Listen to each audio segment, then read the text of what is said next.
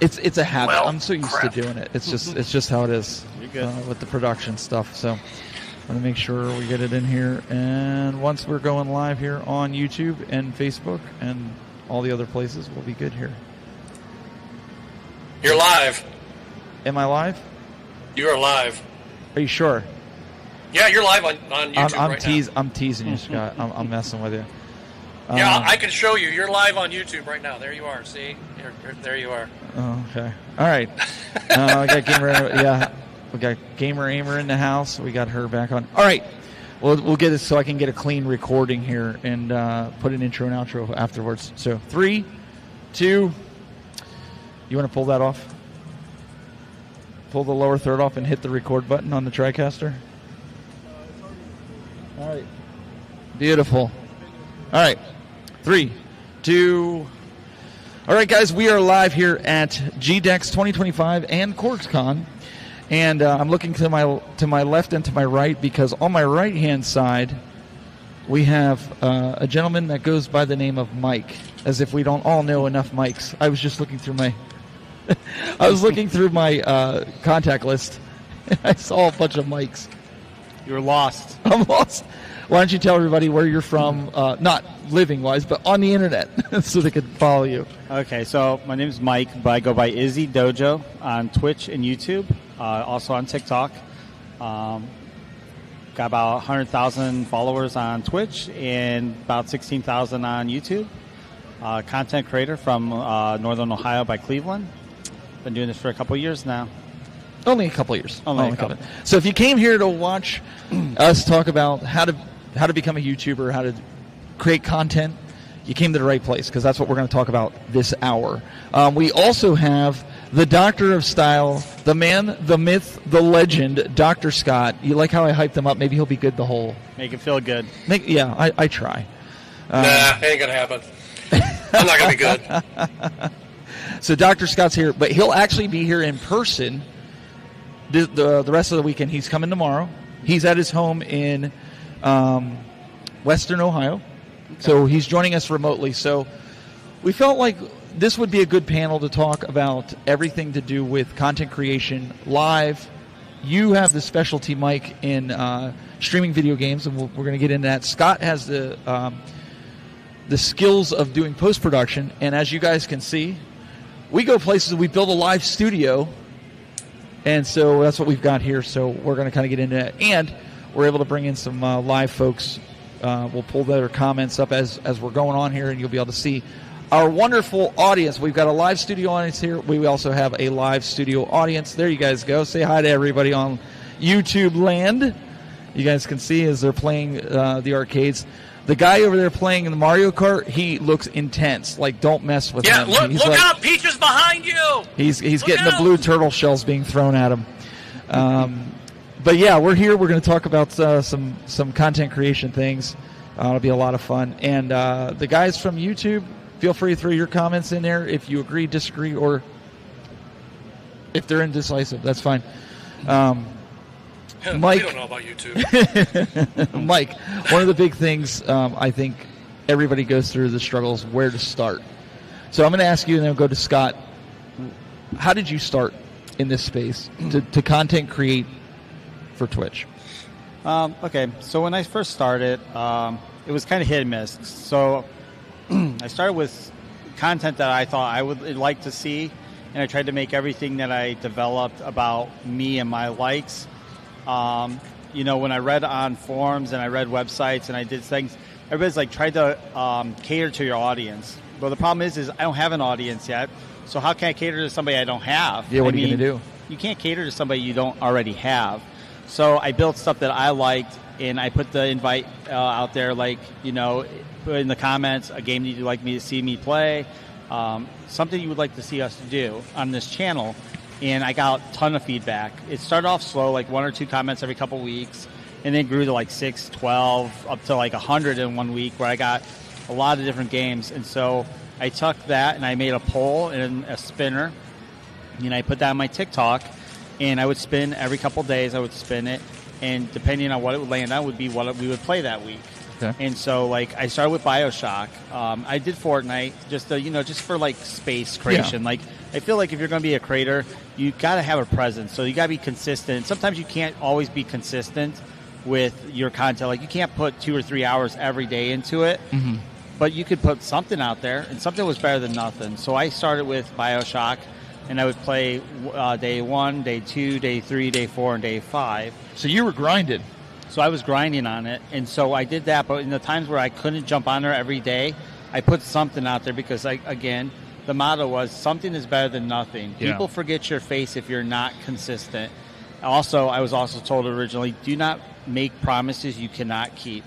Because the moment you start not producing what you say you're gonna do, you'll lose your followers, or you won't get people to come in all the time. So when I first started, it was 2 days a week. I would play 2 hours of BioShock, and then if I had some free time, I'd jump in there, throw Fortnite or a puzzle game or anything in there just to fill the space. And when I first started, I only had like maybe 5 or 6 subscribers. I only had a couple dozen on TikTok.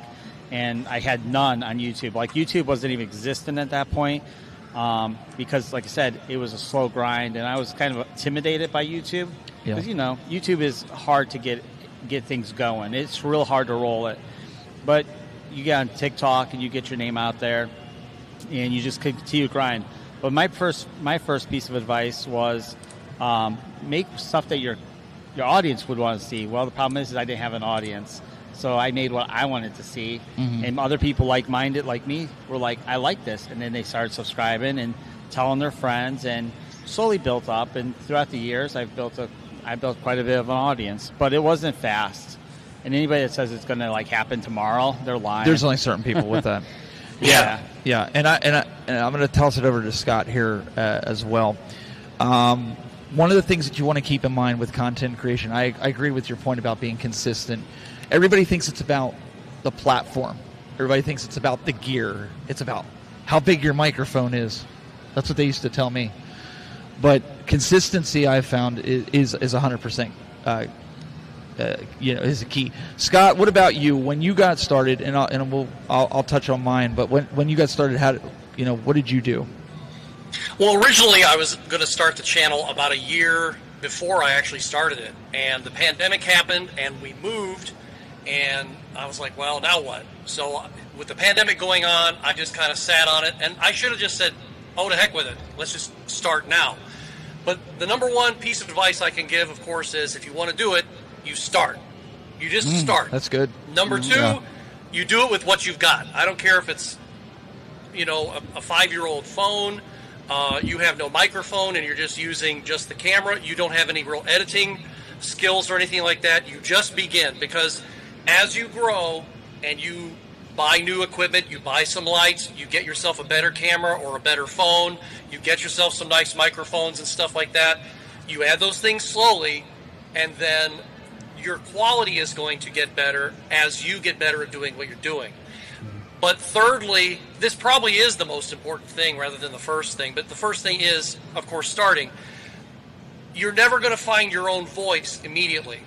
I've seen this from many different gurus, and it's true. They say we all will imitate our heroes. We will all imitate somebody else for a while. The important thing to do is to not continue imitating that person or people, because then all you are is just, you're a copycat of that. So when I first started, my hero on YouTube, because I started watching, and I met him last year, of course, there's Mark Busler from Classic Game Room, and this is a thumbnail that I printed, and I actually have one up there on the wall that Mark signed. And I did a tribute for him I'd say about a year and a half, maybe 2 years into my channel, and I reviewed 2 games that he did, and I did another one. But basically, I put myself on the intergalactic space station. I actually appeared in 3 different rooms, or 3 different places on the intergalactic space station, playing 3 different games, including Truxton, Golden Axe, Beast Rider, and one he didn't review, but it was Earth Defense Force Iron Rain. But he did like EDF, so I chose one that he did not review.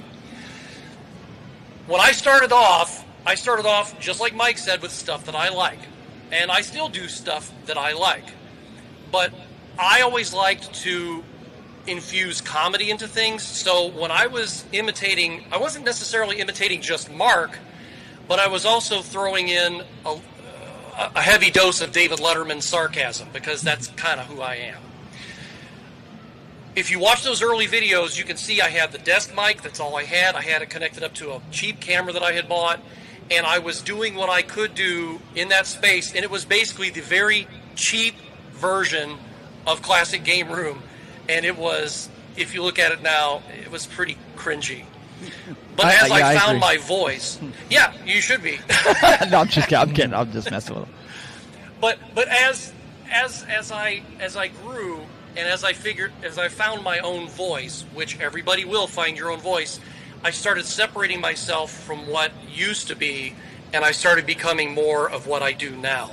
Mm-hmm. And I do put a lot of comedy, a lot of sarcasm, a lot of punch into the stuff I do. There might be movie clips just to kind of hammer it home a little bit, and there are a lot of the videos that I do that are very skit heavy as well. Like my AVGN video, I had people commenting, actually saying, "Oh, it's so cool that he actually collaborated with you." And I was like, I was never in his basement. I photoshopped everything myself, and when you actually saw the nerd, well, just from the torso, that was me. And people were like, "Really?" When I was driving Kit, and you actually see Kit from Knight Rider, when you see the steering wheel turning in that video, that's all from a photograph. And I did a lot of heavy Photoshop, a lot of reconstructing of the actual dashboard to make it look real, and a lot of work in Final Cut Pro to make the steering wheel actually move. Now, some stuff doesn't look exactly like it should, of course, because I'm not inside a 1982 Trans Am. But what I did was follow what I like to do, and I don't try to follow every trend that you see because like YouTube will tell you, follow this trend, that way you'll get viewers, da-da-da-da-da. No, there are things called niches. And I think my niche is a little unique because I do retro, I do current, but I do it all with comedy. And I try to make everything look as good as I can, and I also put in a heavy bit of cheese because, a little bit of smarm, a little bit of cheese never hurt anybody. So, but just like Mike said, you got to do what you like. You got to do it. You're not going to ever see me review anything, number one, that I don't like. I don't do a lot of sports games unless it's something really, really unique. I don't do a lot of RPGs or turn-based RPGs, to be clear, because that's just not my thing. He's going to start hating on the RPGs. No, I don't, and you know that. You're going to make people leave again if you start that, so I got to cut you off on that. But you see, that's the thing. Is I'm just kidding.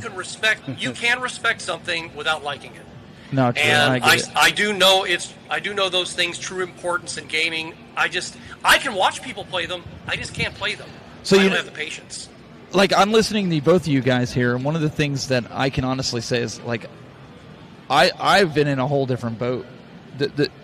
So, big surprise, everybody. I used to be in the as a YouTuber. I was in the tech and broadcast world. Surprise, surprise, right? Looking at everything surprise! Here. I built my channel up to, back in the day, I had almost 85,000 subscribers on YouTube. Back then, when you didn't have to worry about a thumbnail, you didn't have to worry about anything. I went live because I saw a guy sitting at a computer having 500 people watching him work all day long. Back in the day of IRL, where everybody was doing this. And I'm like, well, shoot, I could do that, and I could talk to a chat room and, like, give them tech advice, right? I could sit there and, and because that's something I would like to do. I'd like to talk to this guy, So I started doing it, and people started watching it. But then what happened was everything started getting oversaturated. Mm-hmm. And I got bored with doing it And so I started in the broadcast world, keeping that audience, because tech and broadcast kind of go hand in hand. And then I just got burned out. That's the other thing that people don't think about is burnout. Burnout can happen even in a niche that you love. And that's one thing that you're trying to keep up with the Joneses. Like you were saying, you were grinding. I was grinding too. And it's like, You barely have enough time for your family.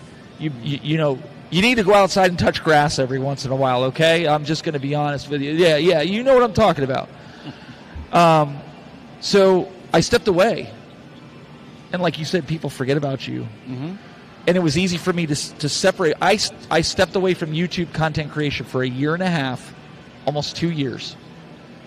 And my channel went flat. I watched subscribers drop. I basically reset my channel, started from scratch. And I started from scratch because my kids got older, and we started to get into, back in 2016, 2017, we started getting into the home arcade market, the 3/4 scale, and we started doing content on that. And people started enjoying it because, like, I was reliving my childhood, my nostalgia. And you know how hard it is now to build and grind and do all this? Now, I'm approaching 10,000 subscribers, but this has been an ongoing grind since 2018. Mm-hmm. Like you said, things get oversaturated, and it makes it difficult. And there's days, man, for a while, I felt like my subscriber count didn't move. And that's what we were talking about earlier with you and Scott. We said, I would sit there and I would put 15, 20 hours into filming all these different angles and editing and everything like that to have a video get like 100 views. Yeah. And I'm like, really? And then I would go live with my cell phone and do something like my kid was dying on a arcade game and it was a 35-second short. And I was like, maybe you should quit that game. He's like, maybe you should go mind your own business. Dude, that video has, to this day, you can go look at it. It's even on TikTok, almost 100,000 views. Now, if that doesn't make you want to quit as a content creator, I don't know what does. What do you do with something like that, Mike? You all, at that point, you know what your audience is looking for. Yeah, my kid being stupid, so I'm the wrong person's on camera. Is that what you're trying to tell me? No. I mean, you still have to have the other person. You have to have two sides to a conversation. So how I would look at it is that worked. So you know, I mean, obviously those incidents aren't going to happen every single day, because if they did, then people realize they're not authentic. And if they're not authentic, nobody wants to see them. You know, you're going to get some. I mean, remember that kid that would never do anything for his dad? His dad got really mad. Oh, he smashed everything. Smashed what everything. Was it? Yeah. Angry Dad, or what was it? Like Psycho Dad. Psycho Dad was what it was. And he was good for like, what, a year or two? And then people realized that it wasn't authentic. And then he started to drop down. And I don't even know how many viewers or subscribers he has anymore. But you can only run that train for so long. That train eventually hits a depot. You get off that train, you find the next train, because eventually that train derails. Yeah.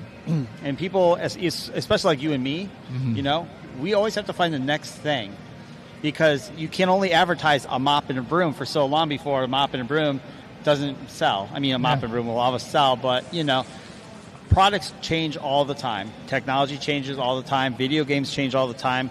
What people want to see changes all the time. What people like to see this year, next year, there could change of a flavor, pretty much. A flavor change. You know, you drink the same pop every day, eventually you get burnt out of it. You don't want it anymore, so you get the next flavor of something else. So, and then you just keep going, and you know, and that's kind of where I've been. But here's the thing, you know, when you look back, you could say, well, okay, Steve, well, do you think that maybe because you were in the tech space, you know, all that was wasted time? You could easily sit back and go, well, that was wasted time.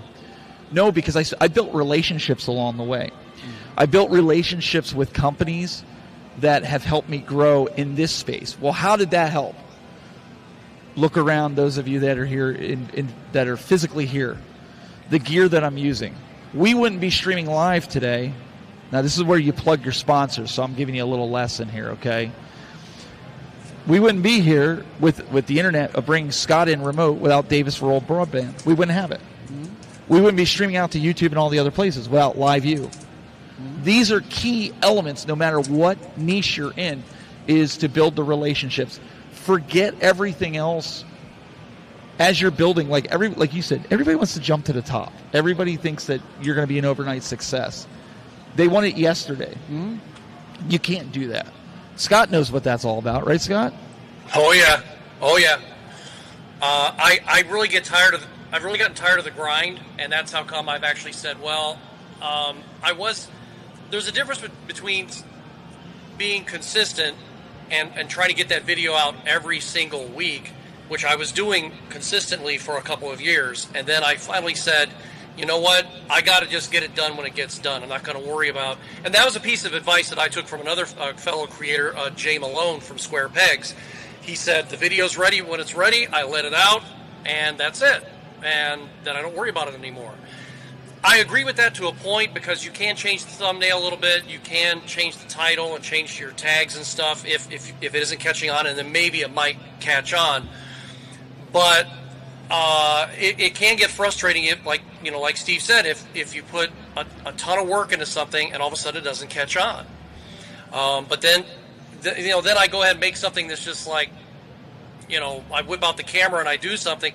Matter of fact, one of my best video this year is something that hardly has a joke, any effects, nothing. It's just straight me talking. I quip a little bit about myself playing, Nintendo games and saying that I stink, but that's about it. But my Nintendo 64 video, it did really, really well. Yeah, I do. I stink at all the games I play. So. Well, let me ask, Mike. Let me ask you. Because your popularity has been on Twitch. Scott and I, we're on YouTube, okay?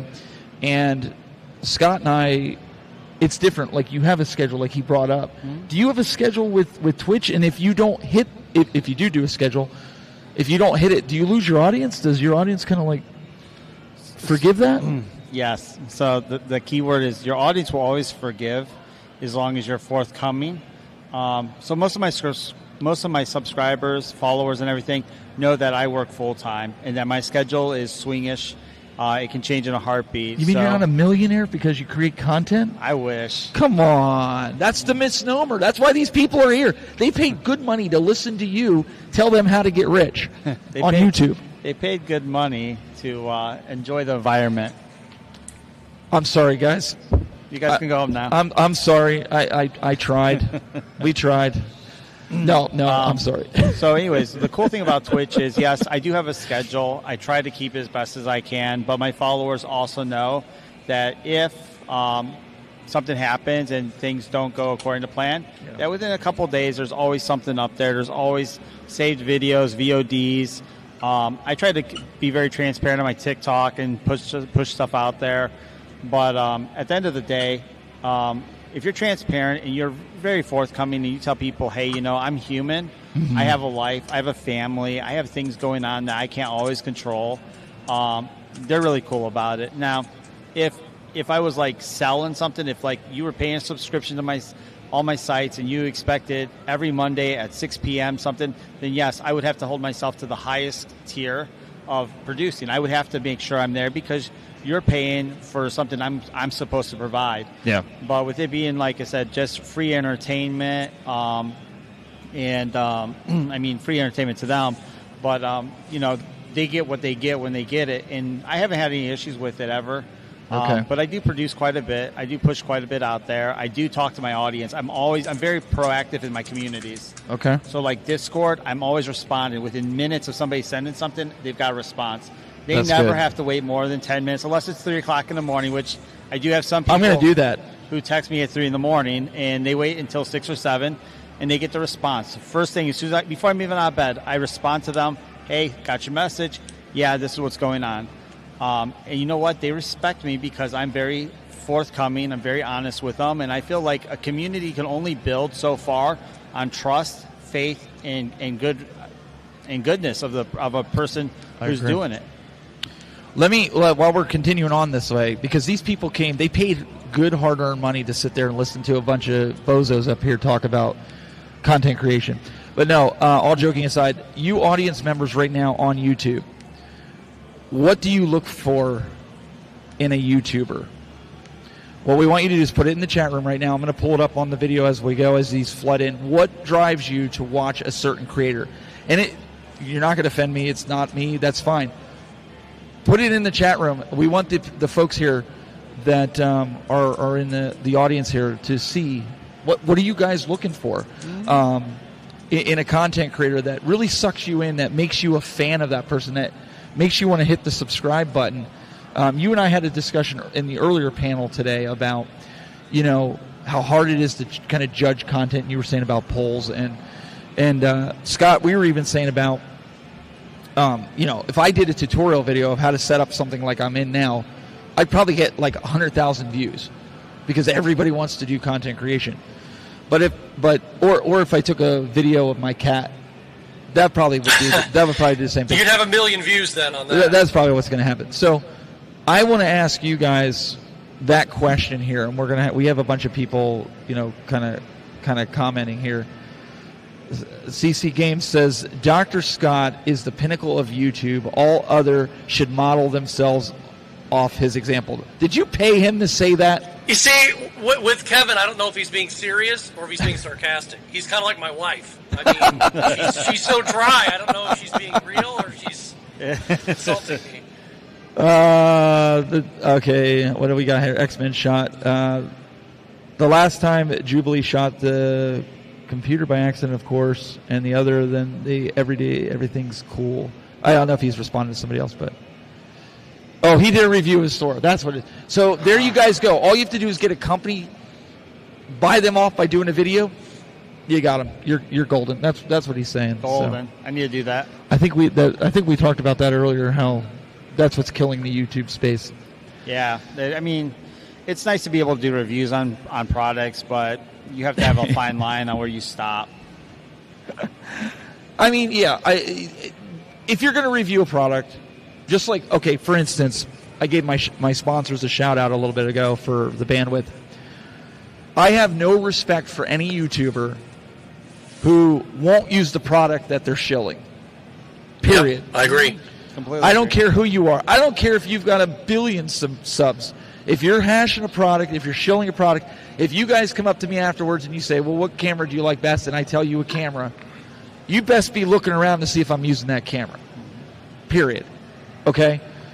That should be your number one thing. Be genuine, right? Yes. Be genuine in what you're doing. Don't just take something because it's free. You're never going to get anywhere that way. No. You talked about credibility. Tell them about that.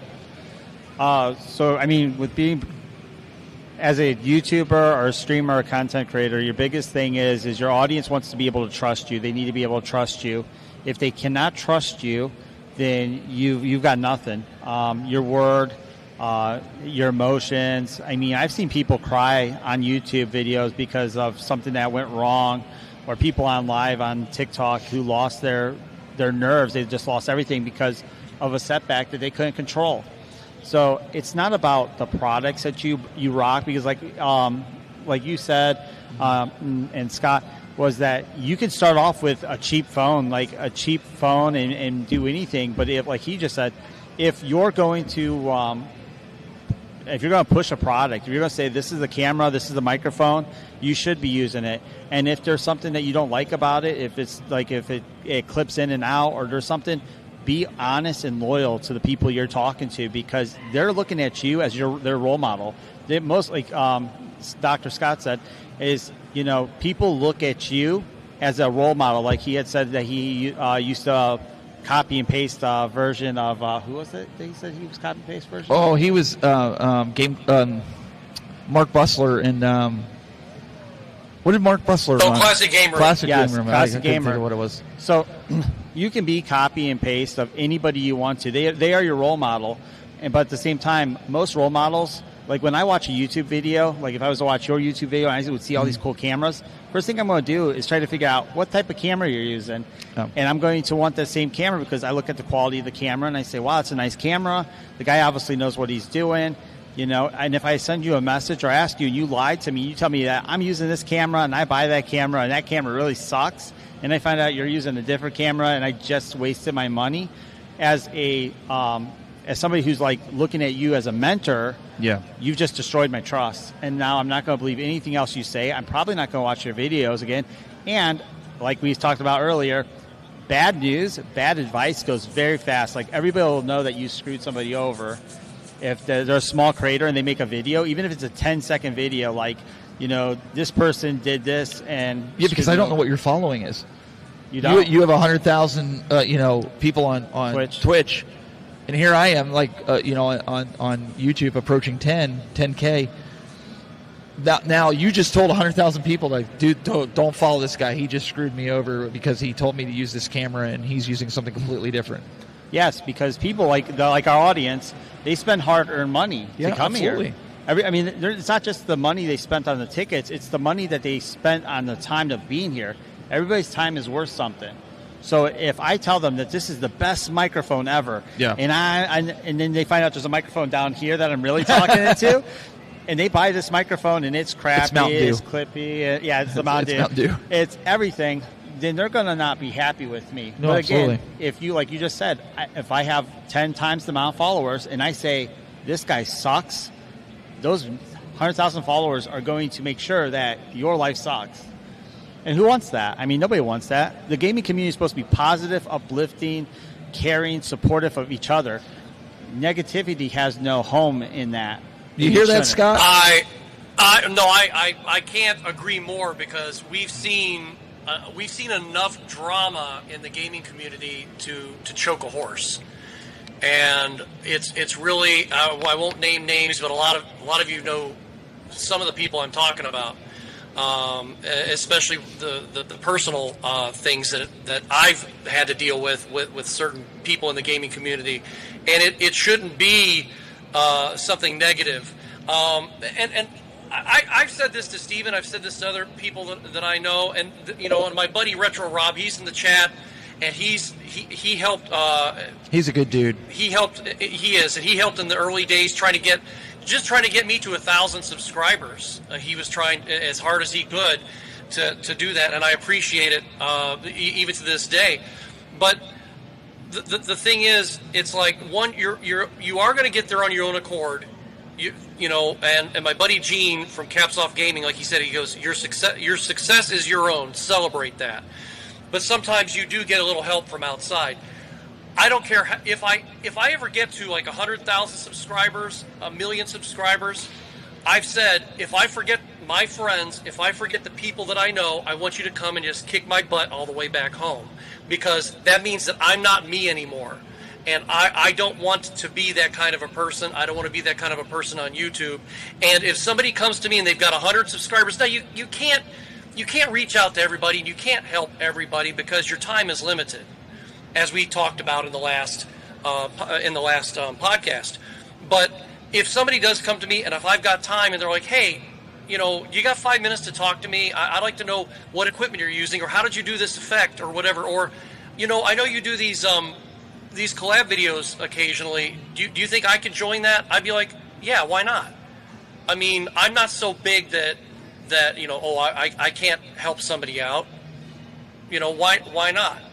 I mean, I wish that I had that kind of help when I was much smaller a couple of years ago, but I really didn't get that kind of help from a lot of people. And there are people out there who, and just like Stephen and Brandy touched on a couple weeks ago, there are the gatekeepers out there. And I know that I've been gatekept. So, negativity, there's no room for that. There's no room for that in this community. We're all here to have fun. And if you're not playing, you're watching someone having fun. So that's what it's supposed to be about. And that's something we were talking about, you and I, Mike, we were talking about, you asked me the question earlier. You said, what was my number one number one thing for coming to conventions? And for me, it was meeting other YouTubers, and it was about not only meeting other YouTubers, but that I meet online and stuff like that, but it was also about networking and friendships and building friendships, because I have found, and maybe it's just the older we get, we just feel lonely sometimes. We got to touch grass. I don't know. But honestly, I feel like that the more you network, I feel like more each other can help each other. Mm-hmm. As opposed to, you can do more with we than you can with I. Mm-hmm. I completely agree. How I look at it, like me and you walked around the showroom floor for a few minutes. I mean, you've seen all the new people here. I mean, I showed you the people who are new, and I showed you the people who have been here for a while and keep coming in. He's new. Get him. He's only new for the moment. He'll break himself in. But how I look at it is, you are here to network. You will meet people. You'll build friendships here, and that's like the gaming community. They always said there was I don't remember if it was a guy from Nintendo or what, but he had made a thing about games are to bring people together. You help each other, and throughout the years, and I started in the 80s, so I started with the regular Nintendo and worked my way through. I played Atari. You really can't get people to help you with Atari, but you build friendships, and the friends, come and go through your lifetime. But like video games do bring people together, just like good movies and good anything else out there. I don't know if you guys go to the county fairs or anything like that, but yeah. I go to the county fair, and I run into like 5-6 dozen people that know me, as just me, not even as a gamer. They just know me because I have such a heavy presence in our county fair. They come up and they'll talk to me forever. It drives the girlfriend crazy. That's cool. She's fine. No, she's not fine. She's sitting back there like ready to throw something at you. Maybe that onion's ready. I'm known at our county fair because I keep punching the horses. So, but I mean, the good thing is that the thing is when you are present, and this goes back to being present. Yeah. If you're present and you're consistent in your community, in your gaming community, it doesn't matter what community that you're constant in. People will remember you. People will think of you. People will always come to your table. It's like a table of food. Oh yeah. Everybody will come to your table. And like I said, and there are people out there that are toxic, and in content creation, you will find toxic people, and that's just guaranteed. Just because I don't want you to eat at my table doesn't mean I want you to starve. It just means that I don't want your toxicity at my table, and that's okay. I'm allowed to. That's my creation. I'm building my dream. You're building your dream. Everybody's building their own dream. And you're not going to agree with everybody. Yeah, and you'll never agree with everybody. And so, at the end of the day, it's your dream that you're building. It's not nobody else's dream. So if you want to dream big, dream big. Yeah. Yes, it will take time to get it. His setup here compared to my setup, they're completely different. He's mobile. He can do a lot of cool stuff that my setup could probably not touch without a lot more money.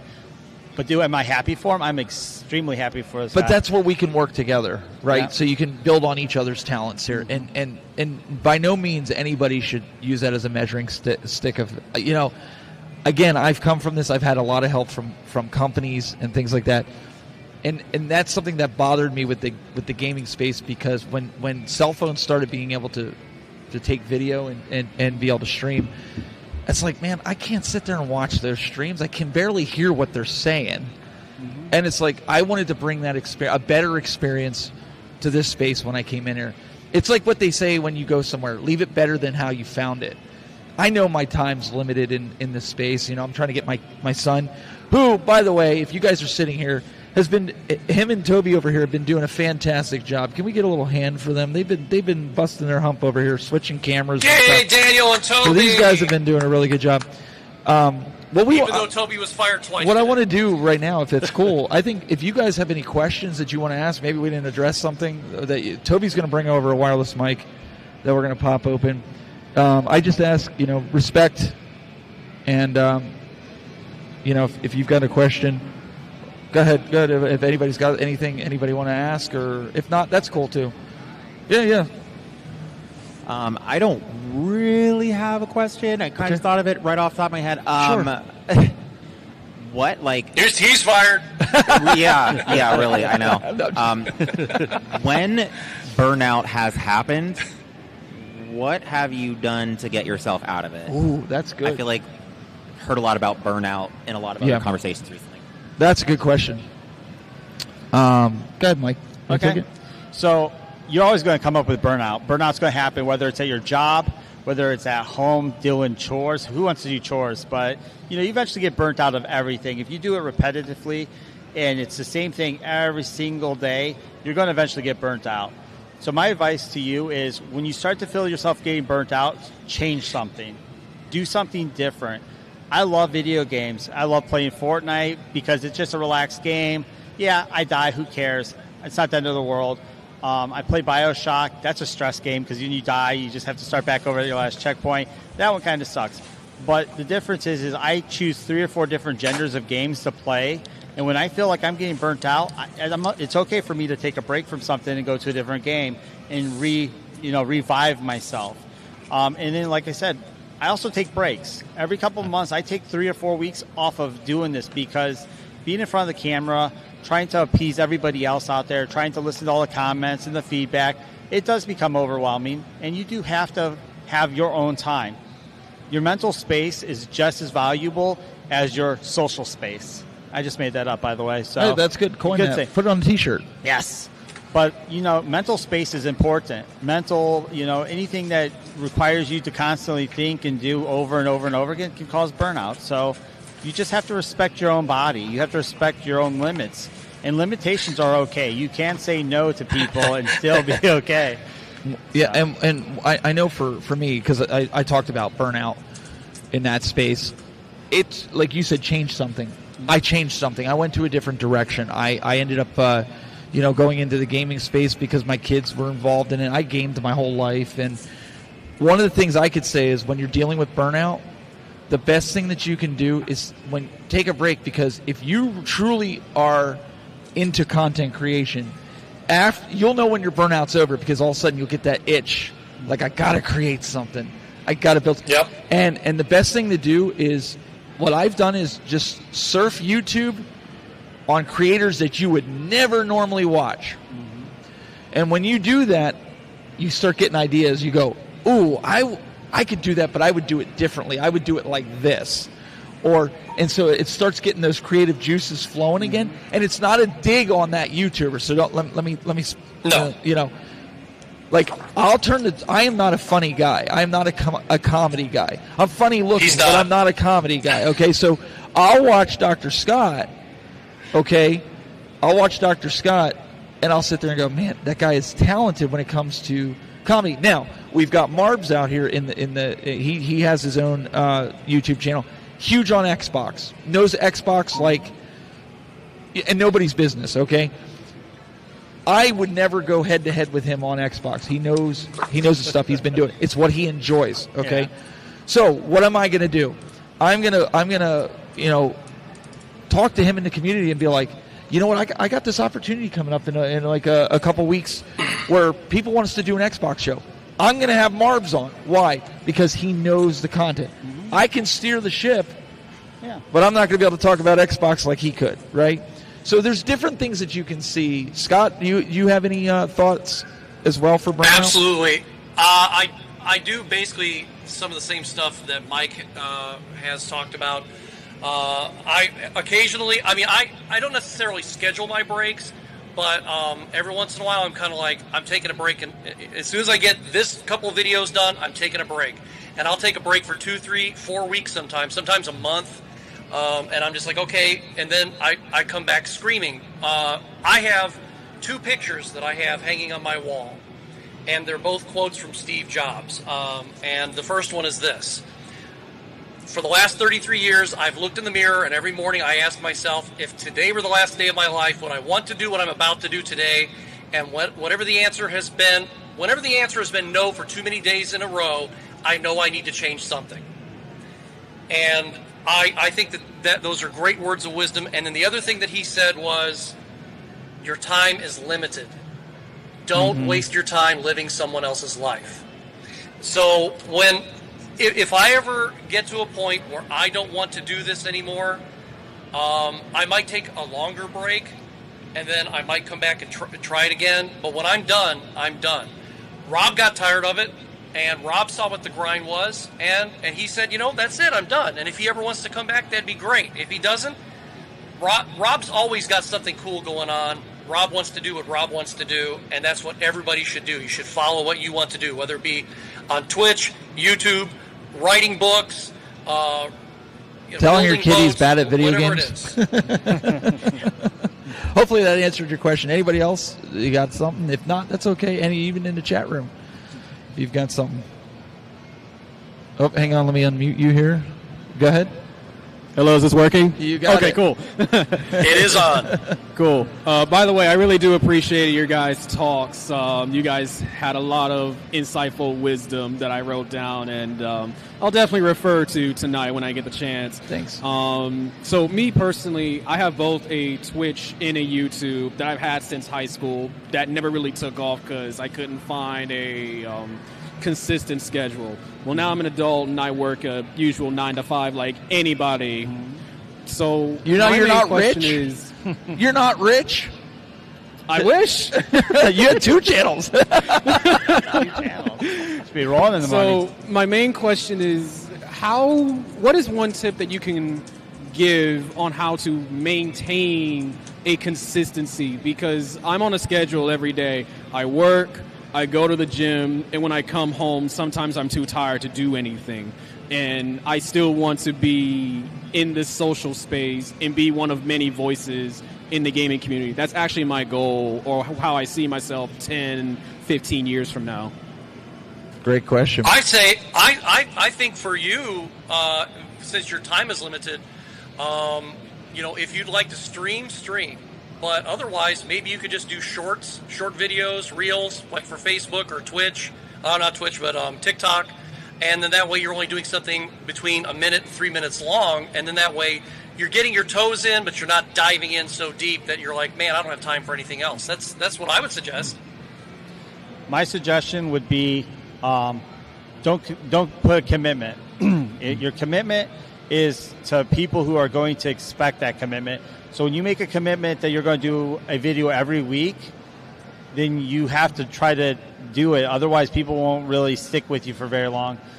When I started off, I did it Thursday, Friday, and Saturday because Sunday was my recoup day, get ready for work, and that. At some point, work got too much. Thursdays had to go. Got rid of Thursdays. I updated my schedule. I said Friday, Saturday. Eventually, work got to be too much. Friday had to go because I was just, work comes first. Bills, family, paying the stuff, and keeping life going. Because you can't stream if you got no power, internet, water, house. I mean, you could under a bridge if you really want to, but priorities always come first. So I went down to just Saturdays. So Saturdays, no matter how tired I was on live. I was live. People would say, dude, you look tired. Yes, I'm exhausted. But my commitment was one day every week. And people are like, oh, it doesn't work that well. It did. Because that one day, when I got on at 8 o'clock at night, I had 5 or 6 people from New York, 2 people from Rhode Island, 4 from Michigan, 11 from California, 3 from Utah, and a couple other from other places, which I remember vividly because they were my strongest supporters. They said, whatever your schedule is, we will be there for you. And they were every day that I streamed. And that's what's really stuck with me is I remember those numbers because those were the people who jumped on for 2 or 3 hours because they knew I was tired, but they knew this was my dream. And they wanted to be part of the mission that I wanted to do. So you may be tired, but if you can figure out one day a week or even like 3 times a month, as long as your audience knows what to expect of you, you'll get your dream. Yeah. But if you do 1 month and you're consistent, then you just disappear, ghost, vanish, then your followers aren't going to be reliable.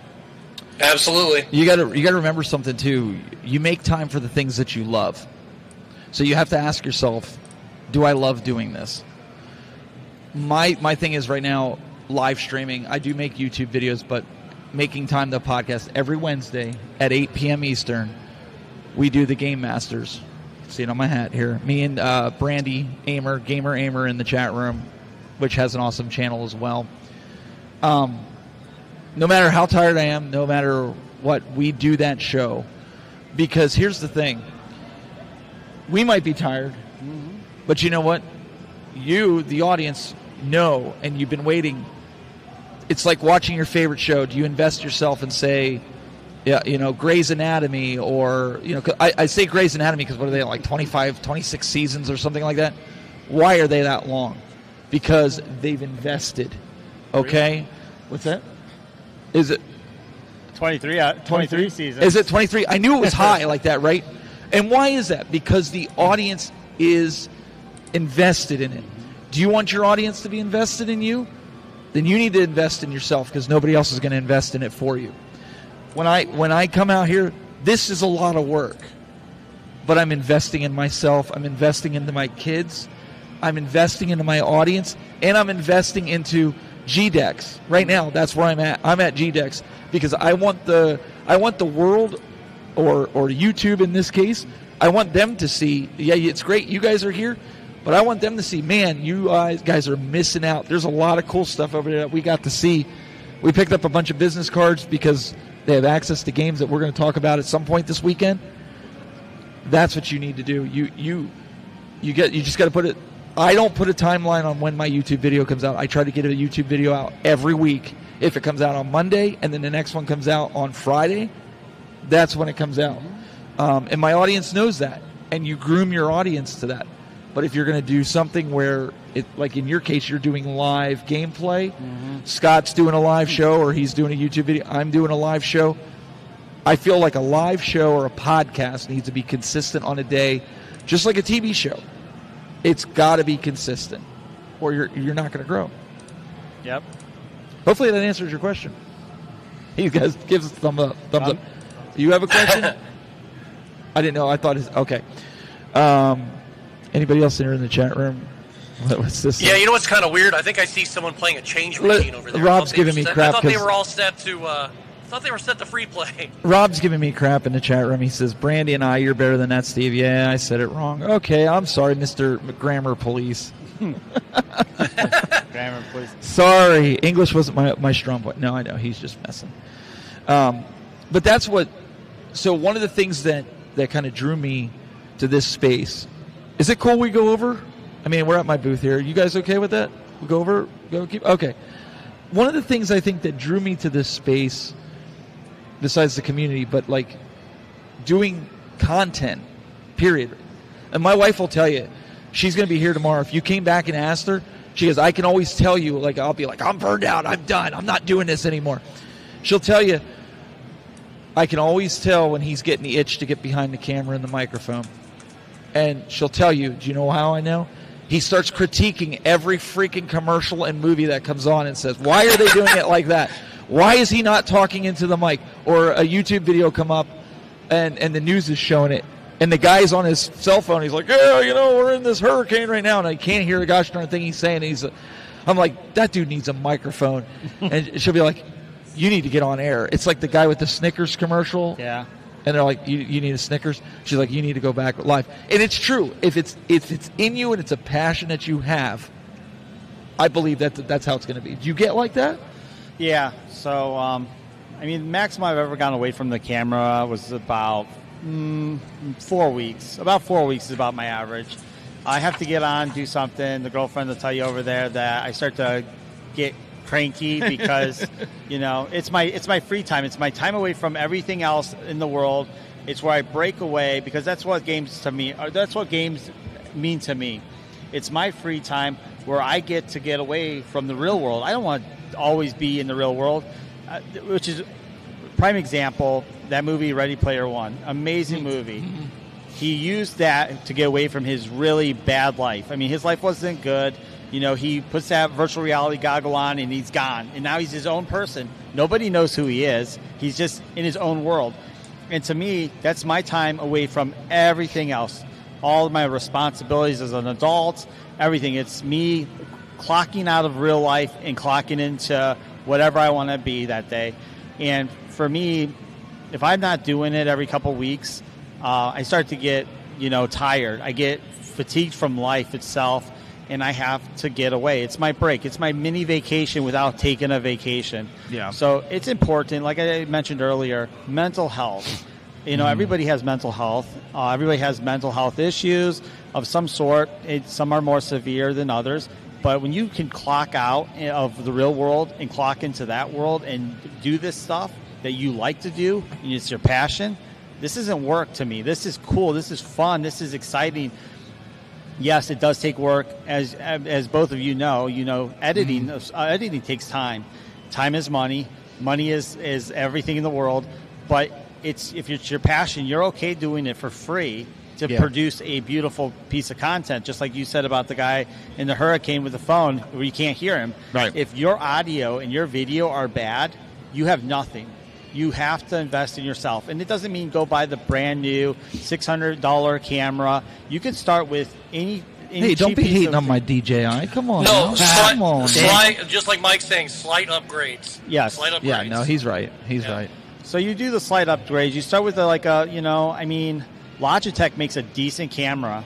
They're not the best. They are not going to be your 4K, 60 frames per second, the most excellent thing out there. But as a content creator, all I really need to do is you just need to be able to make out me and what I'm doing. As long as you can hear me and I'm not, you're going to come back if you like what I'm doing. So, well, and that's something I think people will forgive bad video. Yep, people they will. People will forgive that. What they won't forgive is not being able to hear you. Bad audio. Like you wouldn't be sitting here right now listening to us if we had bad audio. You'd be like, I'm out of here. I can't make out any. Yeah, they look pretty on the camera. Well, at least these guys do. But you'd be like, no, I'm out. Enough. So I don't want to say I'm an audiophile, but I am an audio stickler when it comes. If I can't hear you, if I'm going on to YouTube, I don't care how good your video is, I'm out because I need to be able to hear you and understand you. And I agree with you, both of you guys. You got to invest in yourself. If you want others to invest time and even money, you want companies to invest time and money into you. You need to do that for yourself as well. yes. Well, you speak a whole lot of truth there because, as I said earlier, little upgrades. And if you go back in time and look at a lot of my videos, I started off with a Canon camera that did 1080p, and then I graduated. That camera died, and I actually had insurance on it, and they said they weren't going to fix it; they would just pay me off. So I said, "What am I going to do in the meantime?" I'm like, "Well, I got a phone." And my phone shot 4K. I'm like, why the heck am I not using my phone? So I started using my phone. Aren't you And using you your can phone actually- right now as your webcam? Aren't you doing I that? am using my phone as my webcam right now. I actually have my actual phone sitting here. I have my old phone, which shoots 4K right there, and I have another phone up here, or another camera up here, and I got another camera over here. I mean, I can actually have 4 cameras going right now if I wanted. But Mike was if you want to do streaming, you can get yourself something inexpensive. It can be 720p. It doesn't have to be 4K or anything like that, as long as you're going to get on and do what you got to do. But what I was saying, if you look through the progression of time in my videos, you will actually see and even hear a difference. It's like, okay, well, he was using this camera and he was using this mic at that time. Yep. And then, and we're talking like just me being on camera. I mean, standing up, and I had to have a desk because I did have a lav mic. And then I eventually bought a shotgun mic, and it worked for a while, but there was a little bit of echo in the room, but it worked. It was okay. And then eventually I got some very nice lav mics. Yeah. So it's just those little upgrades. And yes, Steve, sound is number one. Video, video. I mean, I couldn't wait to upgrade to 4K, but that helped me more with filming rather than for just people watching. Because now I could get a lot more detail, and if I want to zoom in from far away, I can. So, and that's the thing is, most of you people out there watching right now, you have something that will at least shoot 1080p in your pocket, or even 4K. And that, you may not want to necessarily do something like that and use your phone for Twitch, but you might. But you could start right now with the phone you have in your pocket. And there's ways to get lav mics hooked up to that and everything. So there are no excuses for people who are like, yeah, but I'm not going to look as good as him, and I'm not going to look as good as him. Nope, you're not. But sometimes you might be somebody who's ahead of the curve, and you will get there a lot faster than others. But you have to start. Well, and that goes along with, with saying... Really, and I'm going to say this the best way I can because I sit here with 4K cameras, but because I had them, okay? But we're streaming at 1080p. Nobody cares if you shave that day or not. They don't, what I mean? They don't need to zoom in and, say, oh, man, he didn't shave that day. We need to see that in 4K.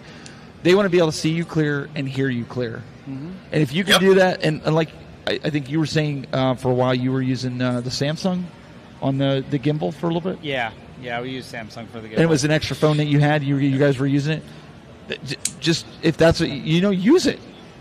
There's a story behind that. So last year we went to do GDEX 2024, and everything that could possibly go wrong went wrong. Let's just say it that way. So it's my life today. Yeah. Okay. So I ordered microphones for the phone, figuring like we would use them on the camera or the or worst case my phone. Well, when we got here, and the one camera just decided to kill both batteries, we were like, okay, we're going to use the phone to do it. So I opened the microphone, and they were not compatible with my Apple. Oh, man. So the girlfriend, thank God, she's a Samsunger, and so it worked with her phone, and everything worked great with the gimbal and everything like that. And so perfect audio, perfect video. I mean, actually too good of audio. The audio was extremely, I had to equalize it down some, but it was great audio. I'm not going to lie. The audio was amazing. The picture was amazing, but everything went wrong for that thing just to go right. So it was only one thing right out of everything that went wrong. So even though, like I said, you have expectations, and everybody does. You have expectations on how things are going to go. And like today, we got here and the phone was dead. Even though we charged it, the phone was completely dead this morning when we were driving in. Charged it, made it through the show. But it doesn't matter how prepared you are, something will always almost always go wrong. Something will always go wrong. You should have said something. We could have plugged it in here and let it charge the whole time we were doing this. I got mine on charge right now, and I'm bringing my extra phone with me. And even though I have to have it connected up, I believe, via wire anyway, it's charging too. So I'll be ready. But something's going to go wrong, just like Mike said. Something's definitely going to go wrong. And it already happened. It already happened today. So. Well, GDEX has a tendency to test things. My third year coming here, got pulled over by the SWAT team. Last year, got pulled over for an out license plate light. And then on Wednesday, got pulled over because apparently I rolled through a stop sign in LaGrange. The old California roll. I'm like, you got to be kidding me. So anyways, GDEX is amazing. Sometimes the stories will always outlast the event, though. I mean, you always have good stories. It's part of the experience. I mean, I'll never forget any of those experiences, and I'll never forget GDEX. So, these podcasts, these, media, social media event things, everything has memories. You build memories. You build new friends. I mean, I didn't know this guy 2 days ago. I read his bio. I says, I got a thing with him on Friday or Saturday. I said, you know what? I got 15 minutes. I walked by. I saw his booth going up. I says, wow, that's an expensive booth. I better go meet this guy. So I walked up and, friendship acquired. Something new, and it's good because, like I said, I mean, I have experiences he doesn't have, and he's got experience he doesn't have. And you're a graphic designer, so there's experience that I don't have. I couldn't design anything. I couldn't even make Pac-Man. So, you acquire things, and you acquire people, you acquire talents, and that's just how the world works. So, and while we're talking about the graphics, the graphics that you're seeing right now, Scott actually he designed his. I messaged him last night. It was 11:30 at night.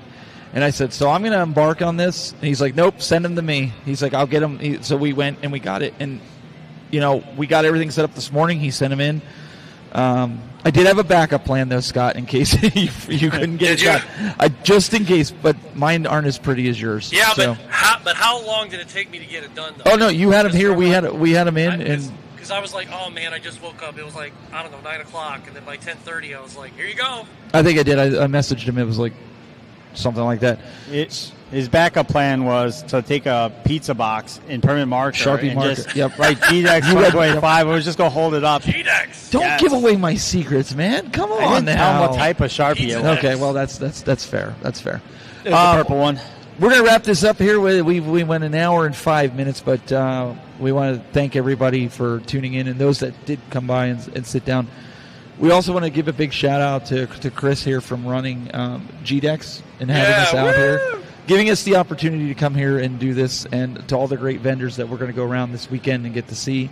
And you haven't seen The Last of Us. We're going to be around all weekend long.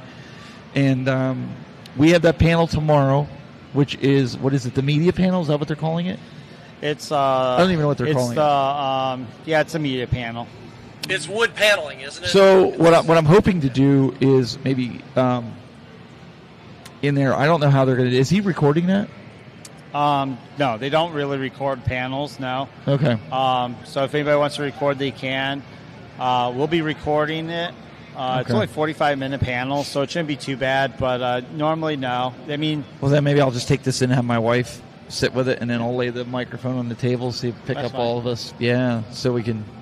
So you guys aren't here, you're going to miss out on it. It's going to be a great panel. It will be a great panel. It should be. I believe it's in room 2. I think it's in room 2. Okay. So it's going to be a good panel, and I think there's a couple other people that I added to it as well. Oh yeah. So yeah, I think there's like 3 people added to it. I don't remember. It updated this morning. There was a couple extra names on there. Okay.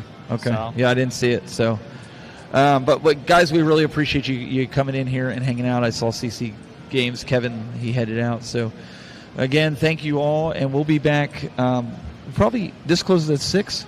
Yep, 6 o'clock, I believe. All right, so we'll probably be back here for a wrap up at 5 for day 1. So if you guys want to tune in then, until then, keep it buzzing.